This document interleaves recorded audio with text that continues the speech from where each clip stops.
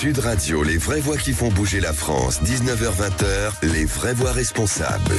Les vraies voix responsables qui assez régulièrement s'attachent au Made in France avec notre Olivier Robert qui était avec nous, un fondateur de la plateforme Sacré Français. Bonsoir Olivier. Bonsoir. Bonsoir à tous. Comme à chaque fois, il vient dans sa besace avec des personnalités étonnantes et dont un qui redonne du sens à nos achats alimentaires en créant la marque C'est qui le patron. Il a permis aux consommateurs de fixer eux-mêmes les critères de qualité et le prix juste pour les producteurs. Nicolas Chaban sera avec nous dans un instant. On va parler ensuite d'arguments béton, puisqu'on sera en compagnie de Mac Pestel-Debord de Calidal qui fait tout le béton, les sols dans tous les entrepôts, et y compris avec des instruments de mesure qui sont exceptionnels. Il sera avec nous dans quelques instants.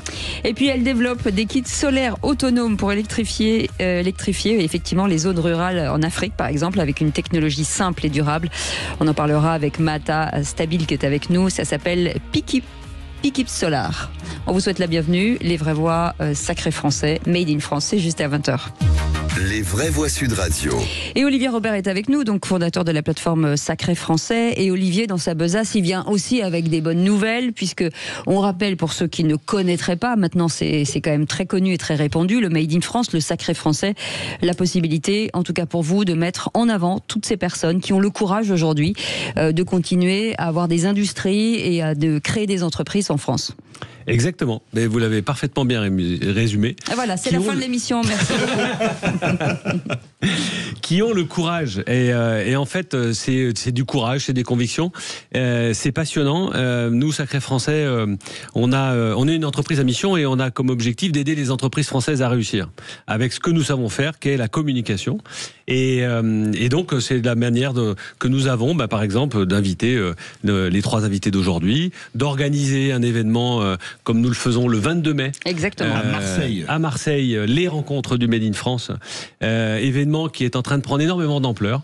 Ça nous donne beaucoup d'énergie parce qu'on voit tout l'engouement que ont aussi bien des politiques, des institutionnels. Nous sommes accompagnés par la mairie de Marseille, par la CCI, par la métropole, évidemment par la certification Origine France Garantie, par exemple. Il y a un nouvel élan, c'est ce que vous êtes en train de dire.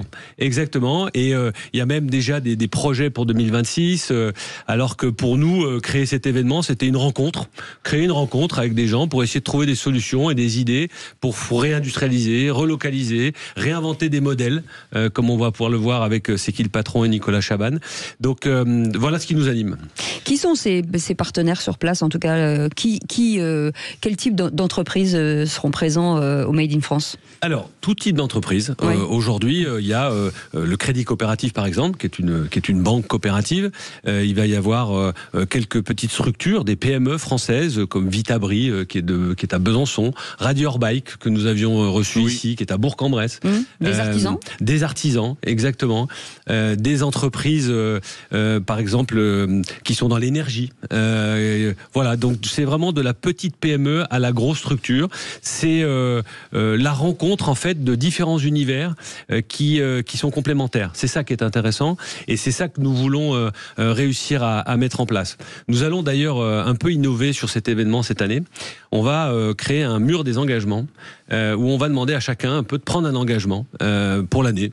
Peut-être plus me fournir en France ou plus acheter français. Ou écouter Sud Radio. Écouter Sud Radio, par exemple. Faire un régime. Par exemple. Alors, ça n'a rien à voir. Ça n'a rien à voir. Mais je m'attendais à ce qu'elle dise faire un régime pour Philippe David, donc j'ai anticipé, voilà. Mais si c'est votre engagement, on le prendra avec plaisir. Non. Et l'idée, c'est qu'on puisse faire une synthèse de tout ce qui s'est dit entre les tables rondes, les masterclass et ce mur des engagements, et à la fin, d'en relever 3 et de dire, nous, Sacré Français, on s'engage à travailler et à mettre en œuvre ces 3 engagements, à les faire évoluer et à rendre compte en 2026 de ce qui se sera passé sur ces 3 résolutions qu'on aura prises tous ensemble collectivement. Olivier Robert, on dit toujours que l'entrepreneur est seul face à l'entreprise. Le fait de créer justement cette communauté de gens du Made in France et du Sacré Français, il y a de l'entraide. Vous allez créer des liens entre tout le monde? Oui, tout à fait. Alors ça, effectivement, c'est le projet que qu'on est en train de mettre en place, qui va s'appeler Les Sacrés Français. L'idée, c'est d'aller combler la solitude de l'entrepreneur. Nous, on se rend compte, moi j'adore visiter les usines. Je l'ai encore redit là, j'ai visité une usine extraordinaire à Gemnos, à côté de Marseille. Et l'idée, c'est de dire, aujourd'hui, je m'aperçois que les entrepreneurs sont seuls.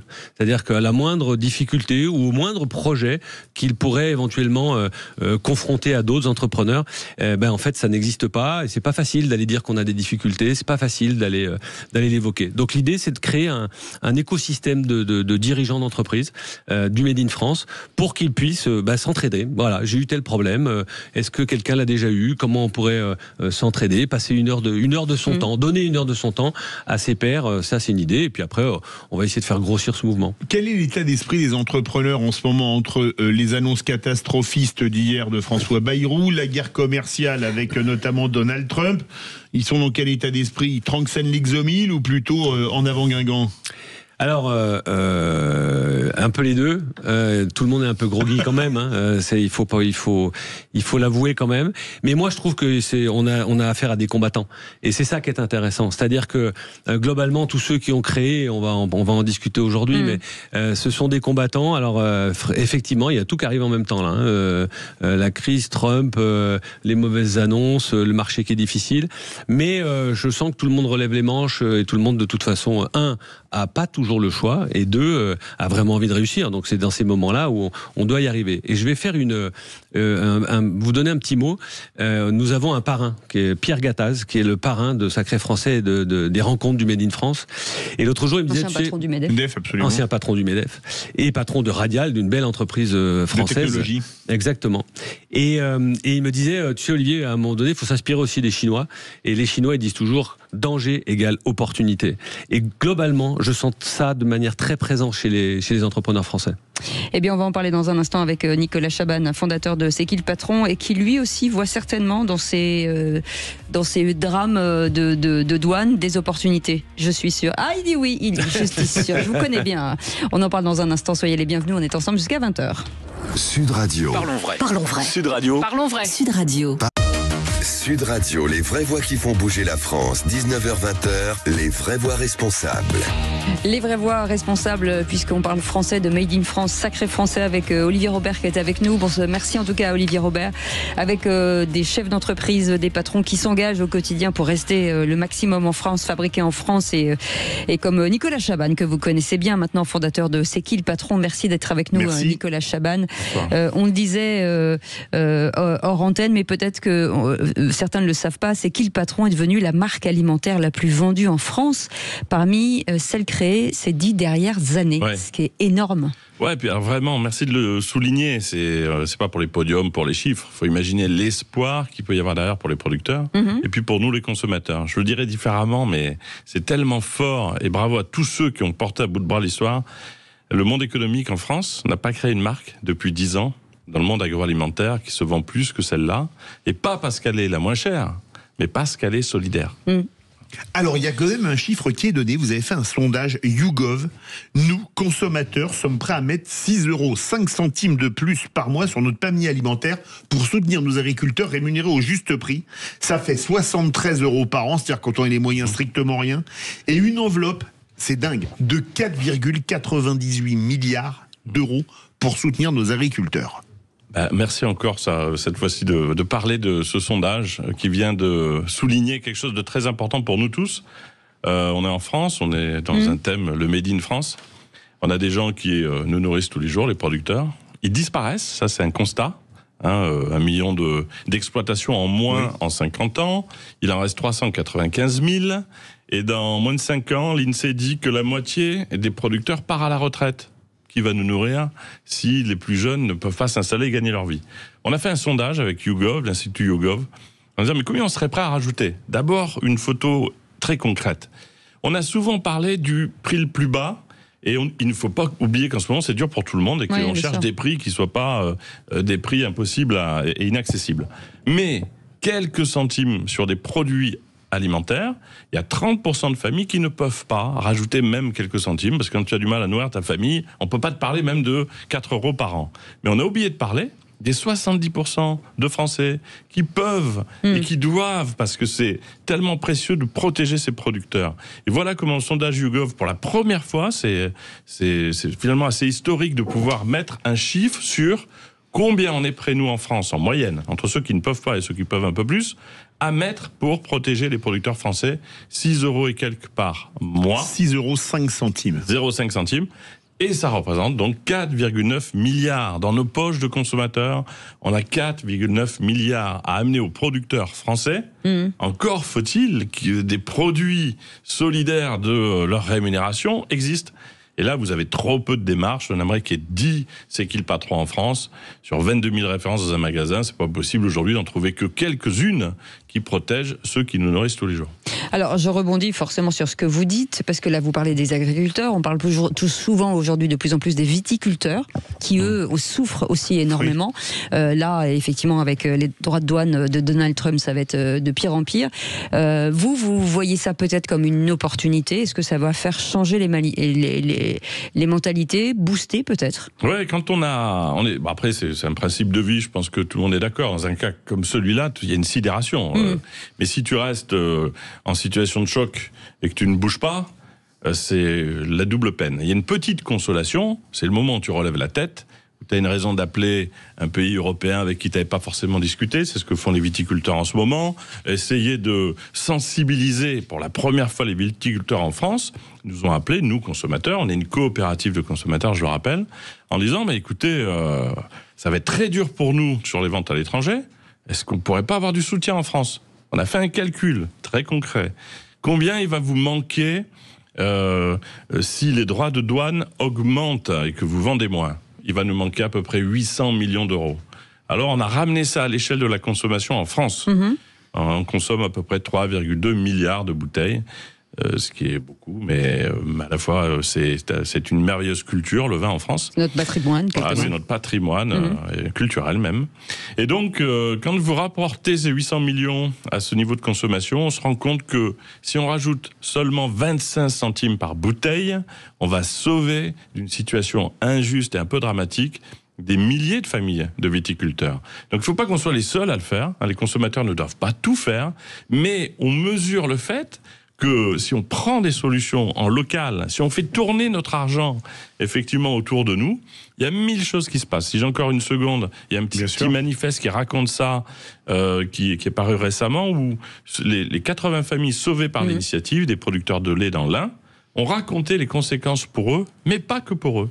Quand vous avez de l'argent qui leur parvient, eux qui perdaient 120 € par jour, chaque jour, ils perdaient 120 € en tournant le bouton de la machine à traire. L'image a été du lundi au dimanche. Là, ils gagnent leur vie. Tout change pour eux. Mais pas que pour eux. Comme ils gagnent leur vie, celui qui leur vend l'aliment, il fait pas faillite. Celui qui répare les tracteurs, il y a des gens... C'est une chaîne de solidarité, en fait. Ultra émus quand ils ont su que les familles... Voilà. Puis le producteur qui a un peu plus d'argent, il va consommer dans le village. Il y a un boulanger, la famille Brouillard, qui a vu arriver 80 familles mobilisées, qui ont ramené de l'argent, qui ont fait vivre ce commerce, qui elle-même a pu aller dans un commerce local.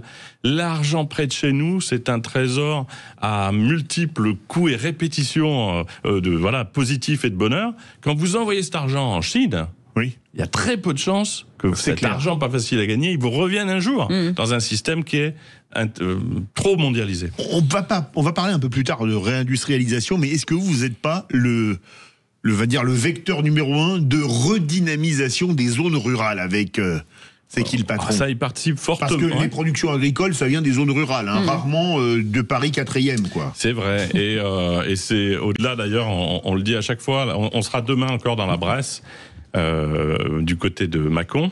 Et en fait, ce que dit beaucoup Martial Darbon, qui est un producteur à l'origine de l'histoire, il n'y a pas simplement le fait de nourrir les autres. Les producteurs autour de chez nous, ils n'amènent pas simplement de la nourriture dans nos assiettes, les paysages. Non. S'ils n'étaient pas là, on aurait une France bien moins belle. Regardez dans un TGV à quel point c'est incroyable. Les paysages, c'est du tourisme. Le tourisme, c'est des revenus.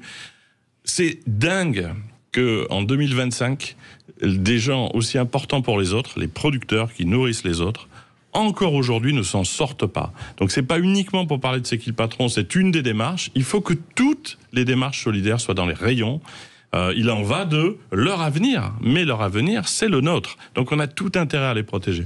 Olivier Robert, forcément, quand on entend ça, on aime ce discours. Évidemment. Alors moi, je participe au projet depuis 2 ans, donc je vois et j'accepte. J'ai dit oui, il faut augmenter le prix et j'achèterai. Parce que vous êtes sociétaire de la coopérative. Je suis sociétaire de la coopérative. Tout à fait.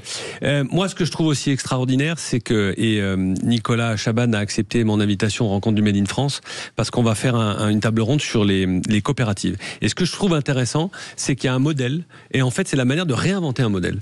Et donc, c'est possible de réinventer des modèles. Parce que sur ce sujet-là, en plus, on pensait que c'était pas possible, si on regardait bien.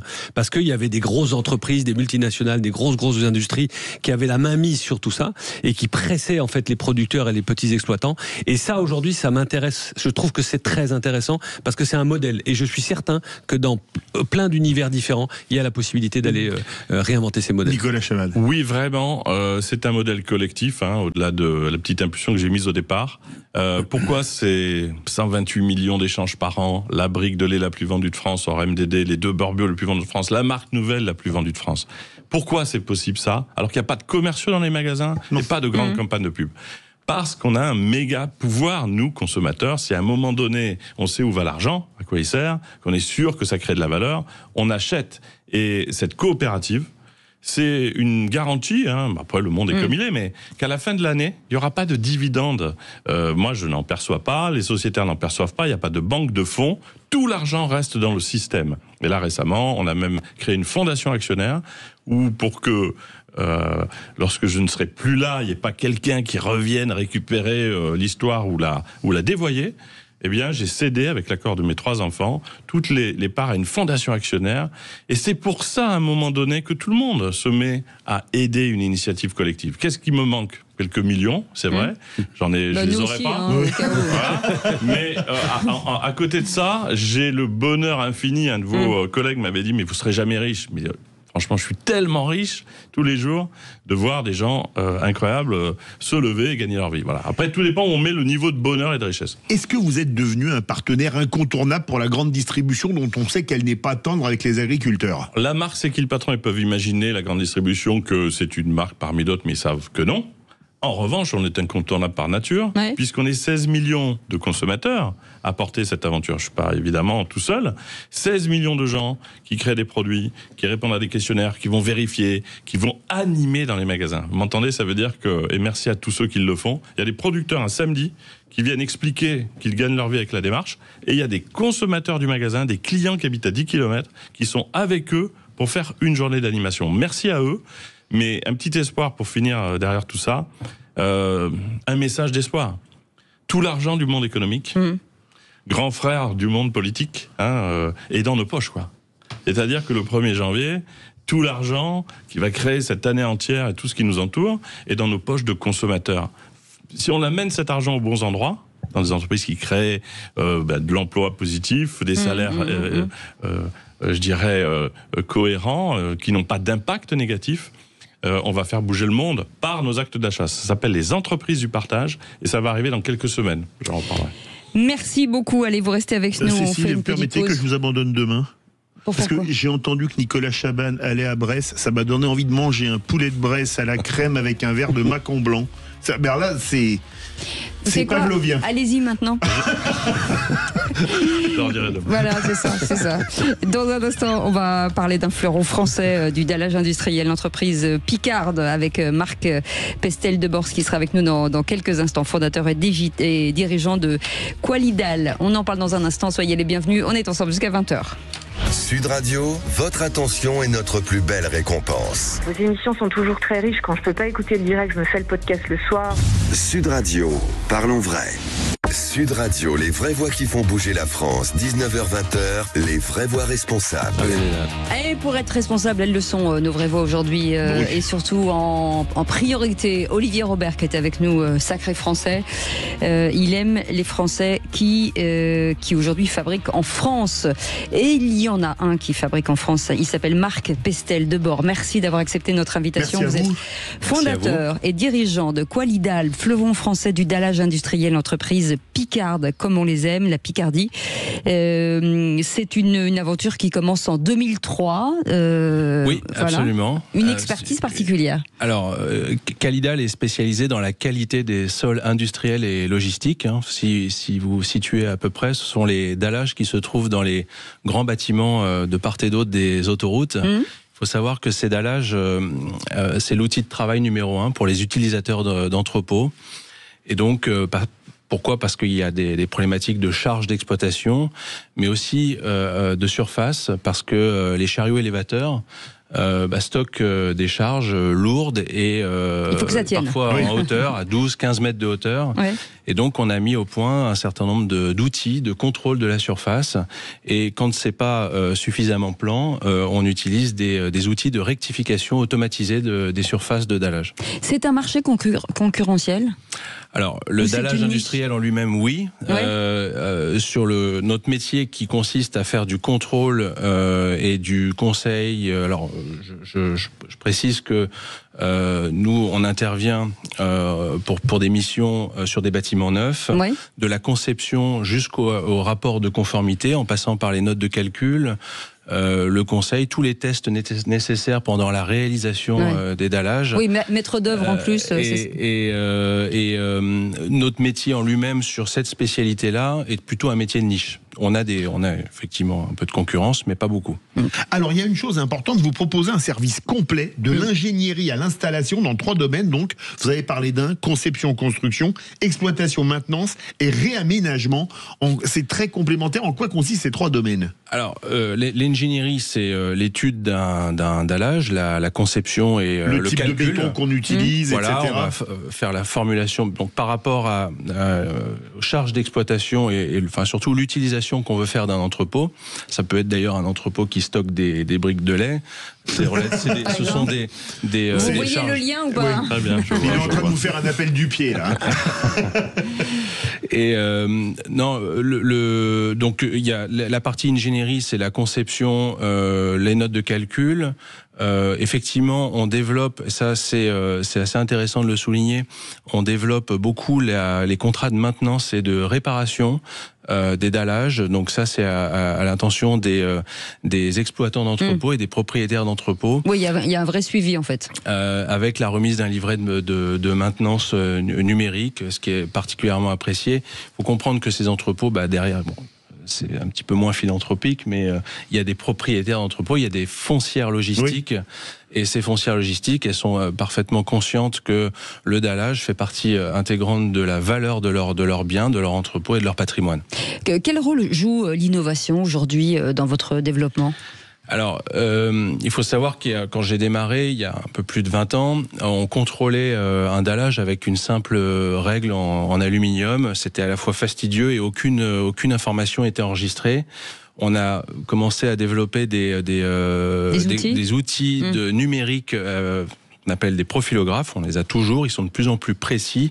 Depuis près de 5 ou 6 ans, on développe et on innove dans notre capacité à scanner, à numériser en 3 dimensions un dallage. Ça paraît idiot, mais évidemment, tout ce qui se passe 10 cm au-dessus de la dalle ne nous intéresse pas particulièrement, donc on le supprime, mais par contre, on arrive à être extrêmement précis, c'est de l'ordre inférieur à 1 mm, et donc on arrive à numériser la surface, et donc trouver ce qui est nécessaire à rectifier avec des solutions automatisées. Parce que ça devient dangereux, c'est-à-dire que si le sol s'affaisse un petit peu et que vous avez des colonnes, ça peut déstabiliser. Alors, pour essayer de schématiser, de la façon la plus simple possible, entre 2 points espacés d'1 mètre, 1 centimètre à 10 mètres de hauteur devient 10 centimètres de manière statique. Donc, ces chariots élévateurs, lorsqu'ils sont en mouvement et qu'ils vont stocker à 15 mètres de hauteur, ils risquent de toucher les rayonnages de part et d'autre. Donc, évidemment, la surface doit être absolument plane. Précision. Alors, il y a une chose, vous avez investi dans un scanner 3D à 250 000 €, c'est ça ? Alors, pour travailler sur la planéité. Oui, absolument. Il faut faire beaucoup de mètres carrés pour l'amortir. Hein. Alors, on contrôle près de 2 millions de mètres carrés par an. Donc, 2 millions oui. Donc le scanner 3D, et d'ailleurs on n'en a pas qu'un, mais le dernier c'est l'équivalent de l'entrée de la maison de Cécile de Ménibus, 2 millions de mètres carrés. Rien que l'endroit où il y a les porte-manteaux et pour accueillir les amis. Mes chaussures.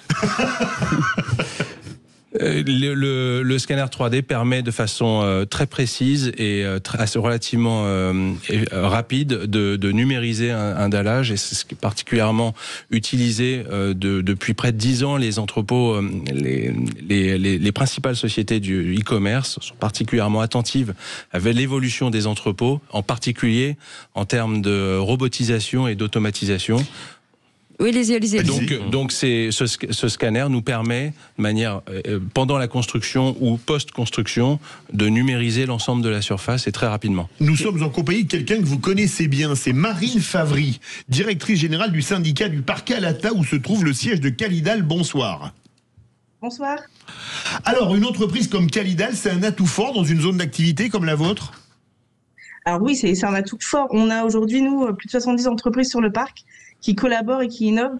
Le rayonnement de Qualidal à l'international et au national, c'est vraiment un atout pour le parc, puisqu'il contribue à l'activité de notre territoire et du parc Alata. Alors, aujourd'hui, Qualidal, vous travaillez à l'international également.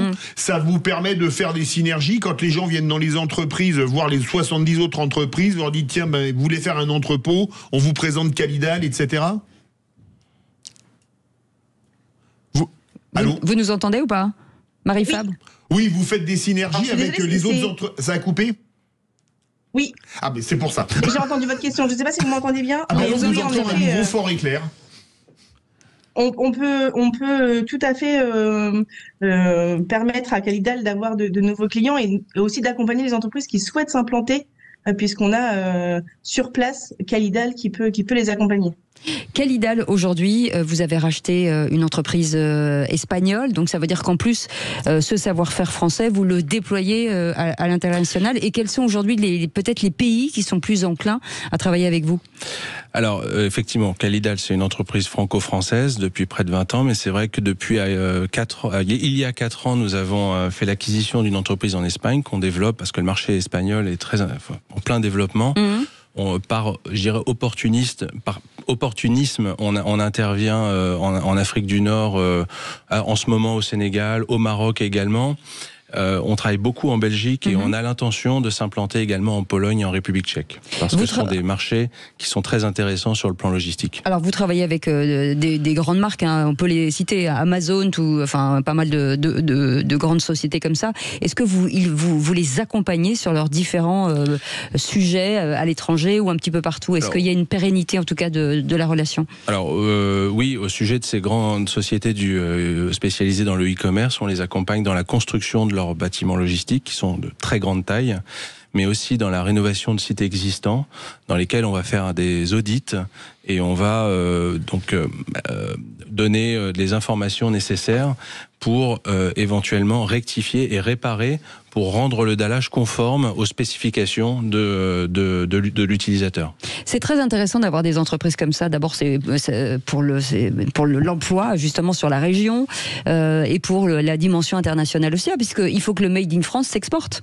Mais bien sûr. Alors déjà, c'est un acteur majeur de la réindustrialisation, puisque forcément, quand on équipe des industries en France, on participe à la réindustrialisation. Donc ça, c'est un vrai sujet, je trouve très très intéressant. Et effectivement, quand on a des savoir-faire qu'on n'imagine même pas, on connaît bien la gastronomie, le luxe, tout ça, qui s'exporte très très bien, mais on voit bien que dans des savoir-faire très techniques, on est capable d'aller challenger des grandes entreprises étrangères, et donc ça, c'est une bonne nouvelle. L'ingénierie française a toujours eu une très bonne image de marque dans le monde. Vous faites de l'ingénierie, c'est encore le cas, on a encore une très bonne image de marque. Oui, certainement. Le savoir-faire français avec les normes françaises s'exporte beaucoup, vous avez raison. Alors, il y a également les normes britanniques qui sont très présentes dans le monde entier. Mais en France, les normes sont appliquées notamment au Maroc, où ce pays aussi, d'ailleurs, que j'ai oublié de citer tout à l'heure, parmi lesquels nous travaillons actuellement, c'est un pays qui fait beaucoup référence aux normes françaises et qui se développe énormément en termes de logistique, de robotisation et d'automatisation de la logistique. Donc c'est intéressant de le rappeler. de le rappeler. Ouais. Merci beaucoup. Merci Allez, vous restez beaucoup. avec nous. Merci beaucoup. Aussi, on va remercier Marie Fabre, qui est directrice générale du syndicat du parc Alata, qui se trouve le siège de Cali Hidal, par exemple. Maatea, je vais avoir du mal à le dire, mais c'est très joli, Stabil. Merci. Dans un instant, chargé du développement de Pikip Solar, une entreprise marseillaise qui a conçu des choses formidables. Vous avez, en matière de RSE, on est au top. Allez, à tout de suite. Sud Radio. Sud Radio. Parlons vrai. Parlons vrai. Sud Radio. Parlons vrai. Sud Radio, les vraies voix qui font bouger la France. 19h-20h, les vraies voix responsables. Retour des vraies voix responsables, spécial Made in France, avec bien évidemment Olivier Robert, le fondateur des Sacrés Français. On était du côté de Creil, en Picardie. On a été dans toute la France avec Nicolas Chaban, cap au sud, direction Marseille avec Maatea Stabil, chargé du développement de Pikip Solar. Alors Pikip Solar, c'est fabuleux. Vous concevez et fabriquez de la sonorisation autonome et génératrice d'énergie solaire. Vous, en fait, on fait un spectacle uniquement avec la lumière du soleil, c'est ça ? Avec des batteries, la lumière du soleil, oui, effectivement. Donc nous, on a travaillé sur des systèmes son, on conçoit des systèmes son pour qu'ils consomment le moins possible et qu'une fois qu'on les met sur les batteries avec le solaire, on ait une très très bonne autonomie. Et comme on maîtrisait la technologie du stockage d'énergie et de l'alimentation solaire, on l'a sorti et maintenant on peut alimenter tous les équipements nécessaires à faire un événement. Voilà. Alors c'est une entreprise qui est née en 2017, donc qui est pas très très vieille. Ça a été peut-être un pas de côté que personne n'avait fait à ce moment-là. Ah, effectivement. Alors en 2017, même des événements éco, il y en avait quelques-uns. Alors effectivement, il y avait des grands noms, il y avait We Love Green déjà à ce moment-là, mais il y avait que quelques événements et festivals éco. On commence l'activité réellement en 2019. Tout de suite, crise Covid, confinement, et on ressort des confinements avec en bouche que le festival éco, l'autonomie. Et donc, nous, ça nous a un peu propulsé aussi à cet endroit-là, parce que les discours, les voix se sont démêlées sur ce sujet de transition dans l'événementiel. Ouais. Vous êtes associé, vous êtes spécialiste de l'image de marque, et un ingénieur, Julien Feuillet. Comment est-ce qu'on fait prendre la mayonnaise avec deux profils aussi différents sur un produit aussi novateur ? Alors, déjà, c'est Julien qui a commencé, lui. Moi, je l'ai regardé faire le temps qu'il fasse l'invention. Donc, l'inventeur fou, donc, justement, de 2017 à 2019. Julien invente notre première machine, qui est donc une énorme boîte à musique pour 500 personnes, qui fait du son, qui alimente donc le panneau solaire, les amplis, la diffusion et le plateau pour mettre le DJ dessus. Donc, tout ça dans une grande boîte. Et donc, Julien invente ça entre 2017 et 2019. Et quand sa machine marche, qu'on l'a déjà mise sur le marché, qu'elle a fonctionné pendant 2 ans, j'arrive et on crée une marque à ce moment-là en 2019. Donc les profils fous, c'est l'inventeur et la personne qui l'a habillé, quoi. Philippe fait à dîner, mais moi j'arrive quand c'est voilà. C'est ça. Combien de personnes aujourd'hui travaillent cette entreprise ? Alors, on est 8, dont 7 salariés et 2 freelances, mais qui bossent, parce qu'on est très saisonnier, parce qu'on fait aussi la location. On est fabricant et on vend, mais on fait aussi la location en saison. Donc on a évidemment des gens qui rentrent que pour les saisons avec nous. Vous êtes une entreprise marseillaise et on est en compagnie de Solène Vasseur. Oui. Bonsoir Solène Vasseur. Bonsoir, bienvenue. Alors vous êtes responsable des opérations de Marcy, c'est-à-dire le réseau des acteurs économiques du Nord. Marseille. Ah ben moi j'ai prononcé à l'anglaise, désolé. Marseille. Il y a la mer, donc on s'est dit c'est. Il y a l'accent de Marseille sur le E. Ah oui. L'accent de Marseille. Et là vous l'avez pour de bon, l'accent de Marseille sur le E. Alors ce que fait Pikip, c'est une entreprise marseillaise, c'est quand même génial, non ? Oui, ils apportent une innovation et des solutions sur la transition environnementale. Nous, on est très heureux de les avoir vus arriver sur les quartiers nord de Marseille. Donc, effectivement, en plein développement depuis qu'ils sont arrivés là. On a envie de raconter, je ne sais pas si c'est complètement vrai, mais que les quartiers nord leur ont porté chance. Oui, c'est ça. Avec vous, Olivier Robert, c'est des entreprises qui sont très intéressantes parce que ça va dans le sens de l'histoire de la société et de ce qu'on cherche aujourd'hui.